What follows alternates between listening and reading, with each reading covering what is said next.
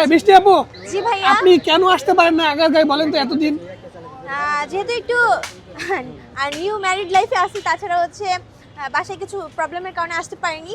তো এখন থেকে যেহেতু আসতেছি, ইনশাল্লাহ কন্টিনিউ করবো আবার। তো সবাই তাড়াতাড়ি করে চলে আসবেন আগামী বৃষ্টাপুর কেক খেতে হলে। আর বৃষ্টাপুর জন্য সবাই বেশি বেশি দোয়া করবেন, যেন আপনাদের মাঝে সবসময় থাকতে পারি।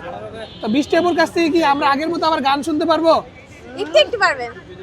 কেন একটু একটু আগে তো অনেক গান শুনেছি। যেহেতু এটা একটা পাবলিক প্লেস, তো অনেকের প্রবলেম থাকতে পারে গান করার কারণে, এই কারণে আর কি।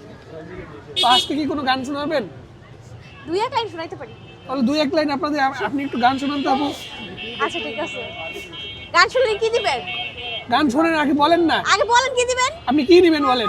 আপনি কি দিবেন বলেন, আপনার কাছে আছে কি দেওয়ার মতো? আমার কাছে সব আছে, আপনি কি চান বলেন? আমি চাই আপনি যেটা দিবেন সেটাই। না না না, আপনাকে বলতে হবে আপনি কি চান। চেয়ে নিলে হচ্ছে কম দিবেন, আর না চেয়ে নিলে বেশি দিবেন, বুঝছেন না? না, আপনাকে বলতে হবে আজকে। না আমি বলতে পারবো না। আচ্ছা আগে গান গেয়ে তারপরে ওকে ঠিক আছে, তাহলে বৃষ্টি আপুকে গান শোনাবে দেখি। বলেন গান বলেন। ভালোবেসে সখী নিভিতে যতনে আমার নামটি লিখো তোমার মনের মন্দিরে।